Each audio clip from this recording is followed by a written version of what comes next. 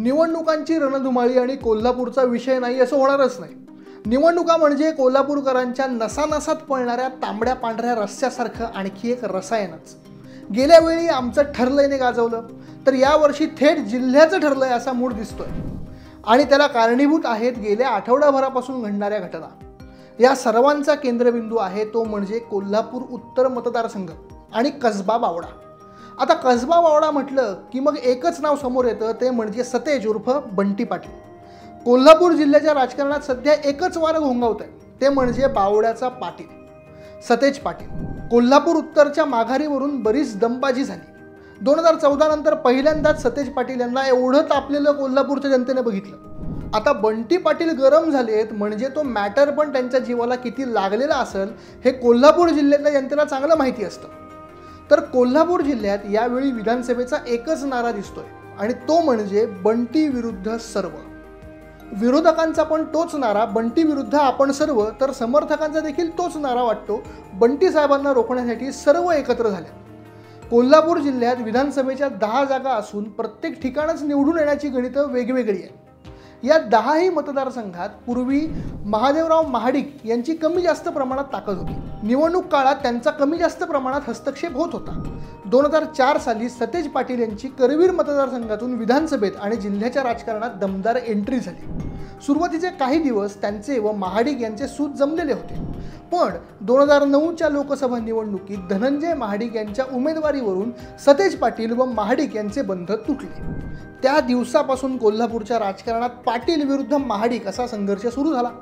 2009च्या लोकसभा निवडणुकीत महाडिक हे पाटील यांच्यावर वरचढ ठरलेत आणि त्यांनी अपक्ष सदाशिवराव मंडलिक यांना निवडून आणले।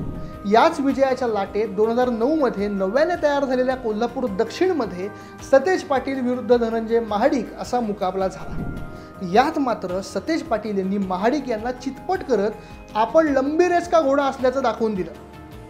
या विजयानंतर सतेज पाटील यांचे जिल्ह्याच्या राजकारणात महत्त्व वाढू लागलं। त्यांना आघाडी सरकारमध्ये गृहराज्यमंत्रीपद मिळालं। त्यांनी या पदाचा व आघाडी सरकारमधील मुख्यमंत्री मंत्री यांचा चांगला वापर करून घेत कोल्हापुरात थेट पाईपलाईन योजना, जिल्हा न्यायालय इमारत, जिल्हा पोलीस मुख्यालय, विमानतळ अशी अनेक कामं मार्गी लावली। 2014च्या लोकसभा निवडणुकीत आघाडी धर्म पाळत राष्ट्रवादी काँग्रेस पक्षाकडून लढत असलेले कट्टर प्रतिस्पर्धी धनंजय महाडिक यांच्या विजयासाठी आपली ताकद लावली। शरद पवार, जयंत पाटील यांच्या शब्दाखातर सतेज पाटील यांनी आपल्या कार्यकर्त्यांची नाराजी झेलत महाडिक यांचा प्रचार केला।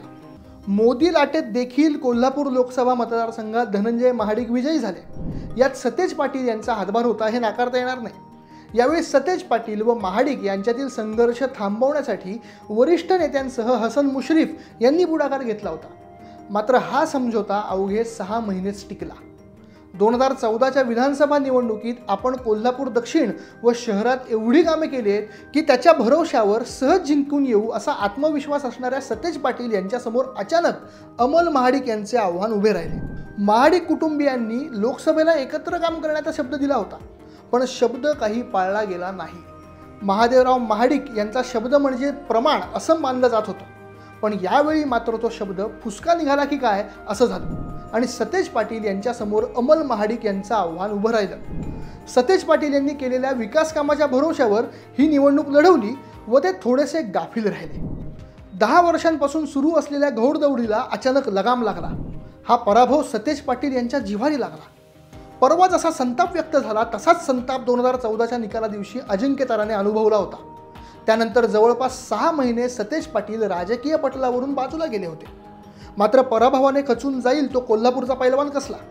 या पराभवातून धडे घेत सतेज पाटील सतर्क झाले आणि त्यानंतर विजयाचा सपाटाच लावला। त्यांचा महाडिक यांच्यासोबतचा पंगा आणखीन तीव्र झाला। त्यांनी 2016 मध्ये माजी आमदार महादेवराव महाडिक यांचा विधान परिषदेचा स्थानिक स्वराज्य संस्था गटातून पराभव केला।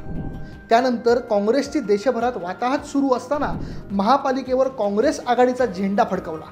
2019च्या लोकसभा निवडणुकीत आपलं ठरलंयचा नारा देत धनंजय महाडिक यांचा पराभव करून विधानसभा निवडणुकीच्या पराभवाचे उट्टे काढले। 2019 मध्ये विधानसभा निवडणुकीत काँग्रेसचे 4 आमदार निवडून आणण्यात त्यांची महत्त्वाची भूमिका ठरली होती। त्याच्या बळावर ते कोल्हापूर जिल्ह्याचे पालकमंत्री बनले। त्यानंतर झालेल्या गोकुळ जिल्हा बँक निवडणुकीत आघाडीची सत्ता आणत आपणच जिल्ह्याचे नेते असल्याचे त्यांनी दाखवून दिले।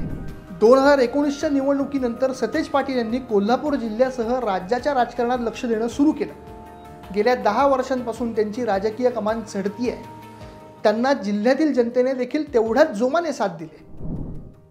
काँग्रेस पक्षाशी असलेली निष्ठा आणि झोकून देऊन काम करण्याची क्षमता यामुळे त्यांना अनेक पातळीवर संघर्ष करावा लागतोय। सध्याच्या राजकीय स्थितीत सतेज पाटील हेच आपले नेते असल्याचं जिल्ह्यातील बहुतांश जनतेला वाटतंय।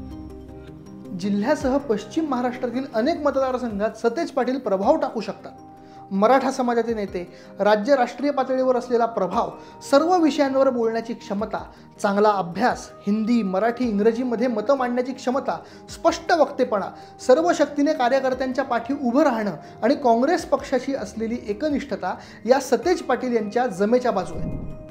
त्यामुळे कोल्हापूरची सर्व जाती धर्माची युवा पिढी त्यांच्या पाठीशी ठामपणे उभी असल्याचे दिसतं। आदमापूर येथे उद्धव ठाकरे यांच्या सभेत याची प्रचिती दिसून आली। परवा कसबा बावडा येथे झालेल्या सभेत देखील त्यांनी बावडेकरांना साथ घातली। तुम्ही फक्त बावडा सांभाळा, मी वादळात दिवा लावतो। बंटी पाटलांनी एकदा म्हटलं की वादळात दिवा लावतो तर नक्की दिवा लावणार। कितीही विपरीत परिस्थिती असली तरी विजय खेचून आणणं ही त्यांची खासियत। राजाराम कारखान्याचा निकाल सोडला तर त्यांचा शब्द कधी खोटा ठरलेला नाहीये। कोल्हापूर उत्तर, कोल्हापूर दक्षिणमध्ये सतेज पाटील हेच किंगमेकर असणार आहे। इचलकरंजीमध्ये त्यांना मानणारा तेलनाडे ग्रुप महत्त्वाचा भूमिकेत आहे। शिरोळमध्ये सतेज पाटील यांची यंत्रणा व मराठा समाजाची भूमिका निर्णायक ठरणार आहे। हातकणंगले मतदारसंघात गोकुळ, राजाराम कारखाना व सतेज पाटील यांची वैयक्तिक ताकद आमदार कोण हे ठरवू शकते। करवीरमध्ये देखील सतेज पाटील यांची जुन्या करवीर मतदारसंघातील निर्णायक शक्ती आहे। राधानगरी, चंदगड मतदारसंघात टीम सतेजची ताकद वाढलेली असून त्यांची भूमिका निकालात दिसून येणार आहे। कागलमध्ये मात्र सतेज पाटील हसन मुश्रीफ यांच्या मैत्री खातर फारसे लक्ष देत नसल्याचे चित्र आहे। सतेज पाटील यांची ही वाढती ताकद थोपवणं महाडिक यांना शक्य नसल्यामुळेच राज्य पातळीवरील नेते कोल्हापूरमध्ये लक्ष घालत असल्याचे दिसतं। सध्या तर एकनाथ शिंदे विरुद्ध सतेज पाटील असाच सामना रंगणार असल्याचे चित्र दिसून येत आहे। आणि या ठाणेकर विरुद्ध कोल्हापूरकर अशा लढतीत कोल्हापूरची जनता, येथील युवक यावेळी तरी सतेज पाटील यांच्या पाठीशी ठामपणे उभे असल्याचे चित्र आहे। तर तुम्हाला या सगळ्या परिस्थितीबद्दल नेमकं काय वाटतं हे आम्हाला कमेंट बॉक्समध्ये नक्की कळवा। आणि द पॉलिटिक्सला लाईक करा, शेअर करा आणि सबस्क्राईब करायला विसरू नका। धन्यवाद।